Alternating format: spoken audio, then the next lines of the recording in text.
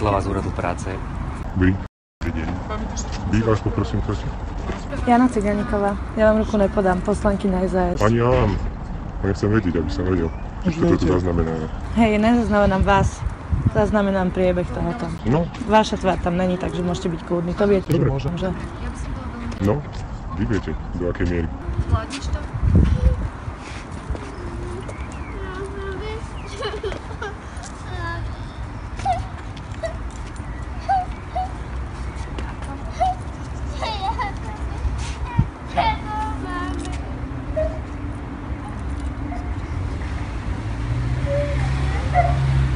No čo, pani? Kam až to necháme zájsť? Nie, to je práve otázka presne tu na zúčastnených ľudí, kam až to necháme zájsť. K tomuto sa vyjadril znalec, k tomuto sa vyjadrili psychologičky. Áno. Čítala ste rozsudok? Ja som všetko čítala. Tak som rád. A veľmi mu neverím, úprimne. Tak to nie je môj problém. No isté, že ja viem, že vás nie. Hlavne to problém toho dieťaťa. Áno. Vy sa tu podielate na tom, že keď psychicky týrate dieťa. My? Áno, prizerajte sa na to, ako to máte robiť.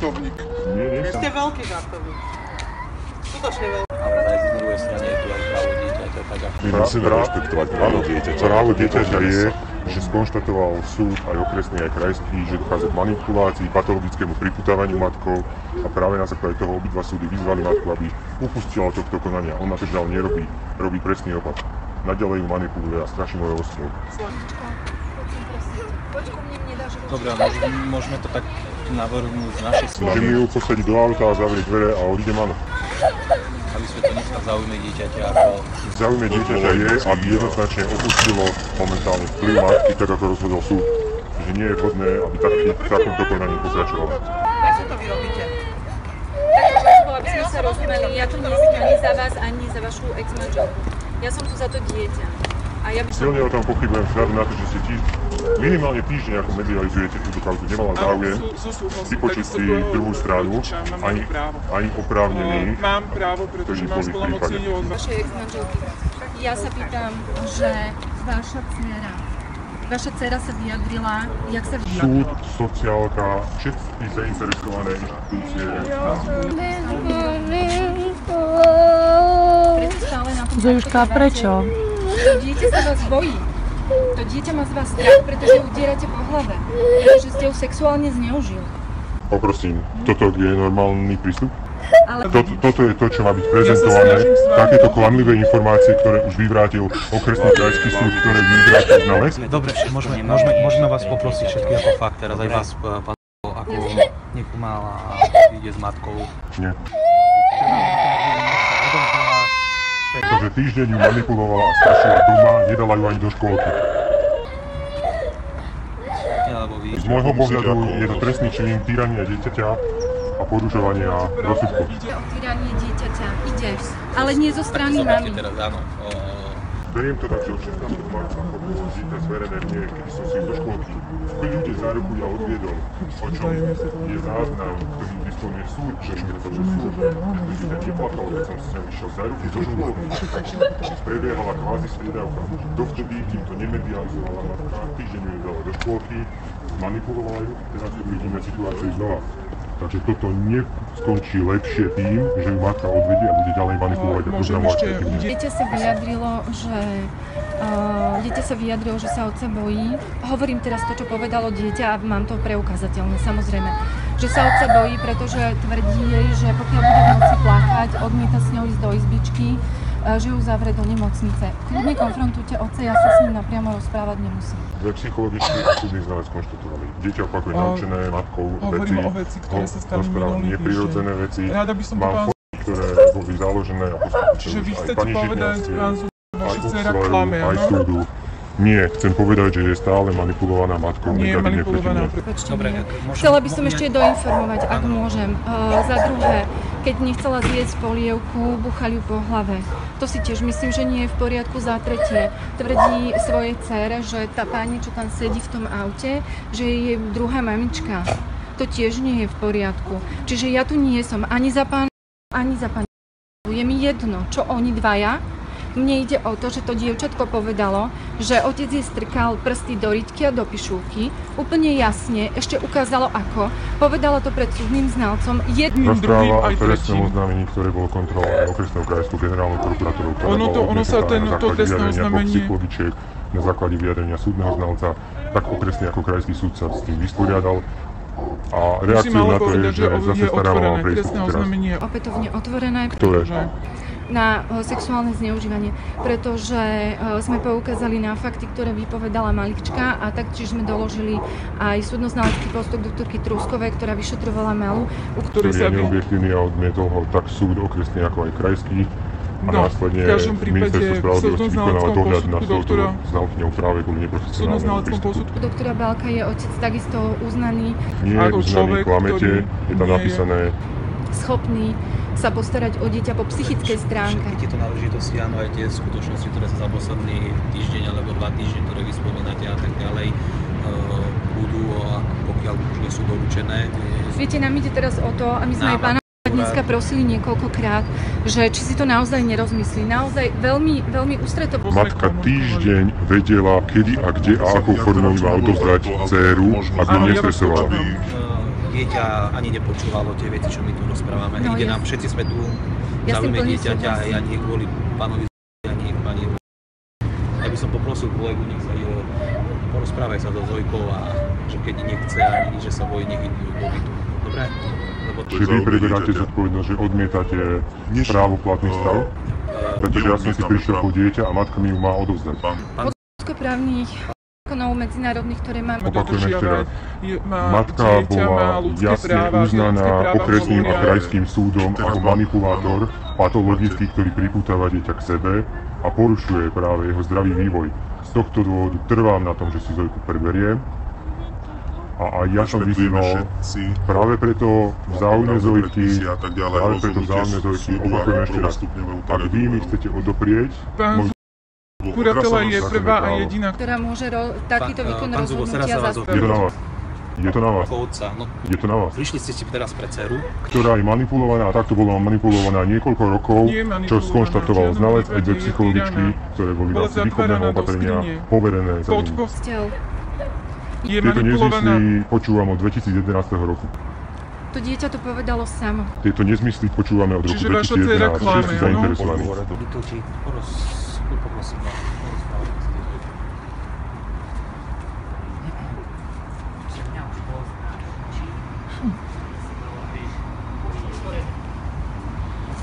A dvakrát... Ja som sa matky pýtal aj predtým, ako ste prišli, že či má veci pripravené ako odovzdať vám, zároveň aj...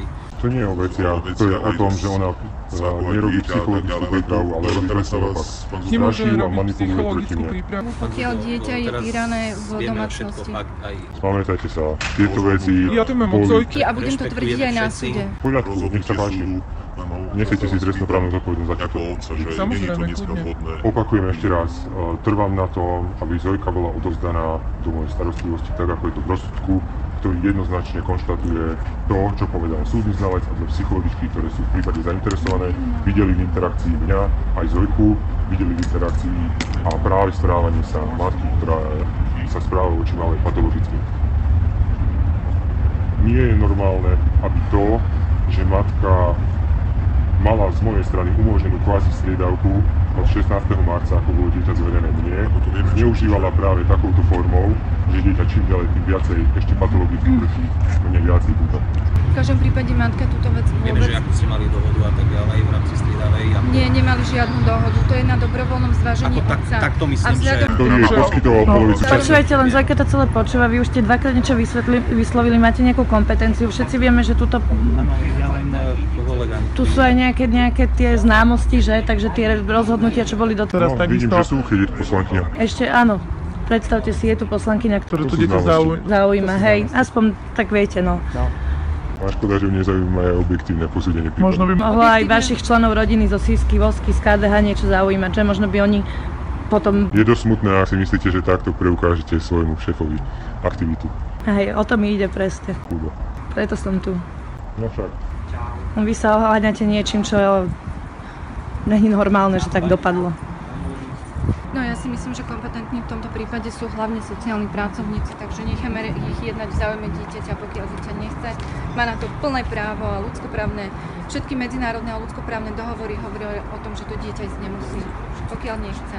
Bude to aj vo vyhláške, takže myslím... Samozrejme, v prípade, že nie je manipulované a patologicky pripútavané, ako skonštatoval súdny znalec určený súdom aj do psychologičky. Ja by som vám to pustila, pán Zubov, skutočne je to lepšie. Môžete mi to kľudne pustiť, pretože je to úplne cestné, pretože je to práve preukazovanie toho systémového týrania, na ktorom sa vy chcete podieľať. Relevantne dohodnúť Tu sa nie je o čom dohadovať. Tu súd vydal rozhodnutie na základe toho, čo matka robí 4 roky. To urobia vám, že vás fyzicky odoberú. Je to za vás. Ako oni vás nemôžu prinútiť a vy môžete svoje dieťa? Pravoplatnému stavu. Je to vaše rozhodnutie. Sme rozhodli za dieťaťa. Dobre, takže ako ste rozhodli, aby som to mal jasné? Tak nakoľko fakt maloletá je v rámci... Požiadam nezverejňovať žiadne fotky, nikde ináč to bude tiež riešiť právnou cestou. Nakoľko aj... Takže rozhodli ste obmedziť právny stav, ktorý je? Je právny stav, aký je, mať pravoplatné rozhodnutie, máte rozhodnutie... Nemá pravoplatné, má predbežné rozhodnutie. To nemyslíte správne? To nemyslíte vážne? Predbežné rozhodnutie, ktoré je právoplatné už dávno. Vy neviete ani to, čo je to dokument? Ja viem, čo je to dokument, nehnevajte sa, vieme, čo je predbežné. Zjavne neviete. Vieme všetci, aký je. Právoplatnosť a vykonateľnosť. Si ujasnite pojmy. Práve vykonateľné predbežné opatrenie okamžite a nemusí byť správoplatnené, vážený. Sme na súradové jedná na prvom. Aby sme robili nejaký ten úradný záznam a je to spôsob. Dobre, takže teraz mám podávať trestné oznámenie na vás, ako na sociálnu kuratovu, alebo mám podávať na matku, že matka mi ho odmietla. Pretože vy ste rozhodli dvaja. Aspoň to tu prezentujete teda. My sme v záujme dieťaťa. Takže vy tu prezentujete, opakujem ešte raz. Uvedomte si, čo som vám teraz povedal. Opakujem ešte raz. Keď vy prezentujete, že ste konali v záujme dieťaťa, je na ďalších orgánoch, ktoré to môžu posúdiť. Tým pádom obmedzujete moje zákonné právo, ktoré mám rozsudkom súdu. Vášho dieťaťa. Lebo ak nie, tak ja môžem ďalej trvať. Opakujem ešte raz. Poprosím fakt, pán Pondelok sa dostavte. Kladím vám jednoduchú otázku, nie, čakám tú jednoznačnú odpoveď. Či si trestnoprávnu zodpovednosť za to, že dieťa sa nedostalo ku mne, teraz zistíte vy, alebo matka. To si zistíte vy. To je... Nie. Čo sa je opýtať, vy to už ukončíte, rozhodli ste vybavené, už to ukončil. Ktorá mi môže byť svedkom toho, dať protiprávneho konania. A teraz sa pýtam, či ich mám volať na vás, alebo na mňa. Oni zavolajú sociálku, ktorá je tu a ona rozhodne. My sme rozhodli teraz za ľudí dieťaťa. Takže opakujem ešte raz. V momentálnom stave, ako nie. Takže opakujem ešte raz. Vy, áno, myslím si, že odišlo, potrebuje sa upokojiť. Takže opakujem ešte raz. A vy preberáte vy zodpovednosť za to, že nedošlo k právnemu stavu. Dobre, ďakujem pekne. Dobre, pondelok dostavte sa na úrad práce. Skúste sa dohodnúť, kontaktovať matku, normálne sa porozprávať a čas na to, aby sme vykonali súdny voláme právnikom. Čiže počkajte, idete... Aby bola ochrana života a zdravia, Ešte raz sa vás pýtam, áno, idete pre tú malú teda, hej? Prosím vás, aby ste nevstupovali, áno? My sa tak Nevstupovať kam? Do tohto objektu. Do brány? Do vchodu. Do vchodu nemôžem vstúpiť? Vchod není súkromný byt, ne? Do bytu nemôžem vstúpiť, snad ne do vchodu. Miesto. Poprosím nezverejňovať moju fotku ani audio nahrávky môjho hlasu.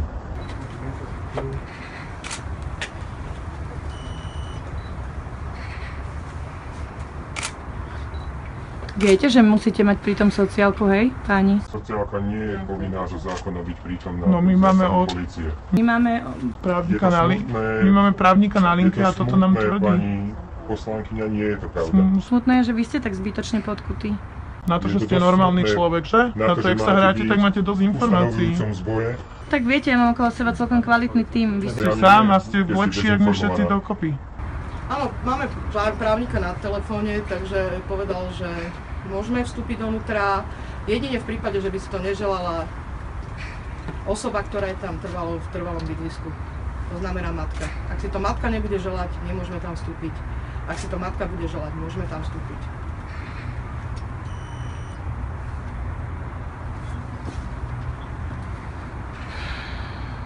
Na čo teraz? Vyrazíme dvere? Ťažko povedať pánom, že nemajú zasahovať občianskoprávne. Darmo sa usmievate, bude to pre ňu ešte horšie.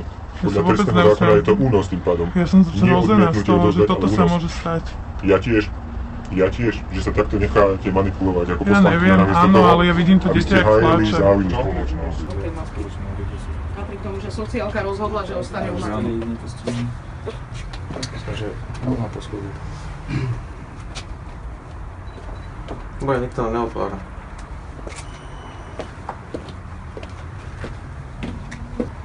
Dobre, ostaň na linke. Dobre, budeš na telefóne, dobre. Teoretická možnosť tam je tam zadný vchod. Bolo malinový. Že mi tvrdia, že tam nemôžem ísť. Môžeš tam ísť. Môžeš tam ísť jedine v prípade, že by matka zasiahla, že tam je, že sa ťa tam neprehne. Oni zrejme už asi nebudú doma, keď... Ježiš, z toho zlekla. No, čiže...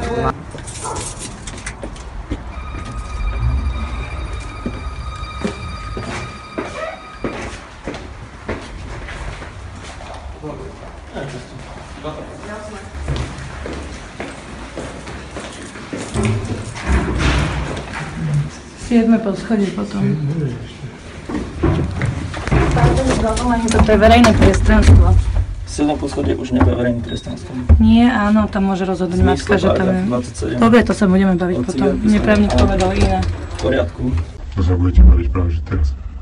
Príslušník policajného zboru má právo vás obmedziť a následne sa môžete sťažovať, ako to neviete. Dobre, veď hovorím, potom sa budeme riešiť, keď ma niekto obmedzí, neviem čo. To je jedno. Teraz mám ja takéto informácie, vy takéto a vy tiež robíte svoju robotu, no. To ja veľmi dobre viem. Áno, že vy nie, to je ten problém. Vy ste mali v prvom rade sa snažiť nájsť objektívne informácie, aby ste vôbec hodnotili. Nemôžem byť objektívna, keď vidím to dieťa, ako plače. Presne, to je ten problém, že sa nesnažíte byť objektívne. Nesnažím, ne.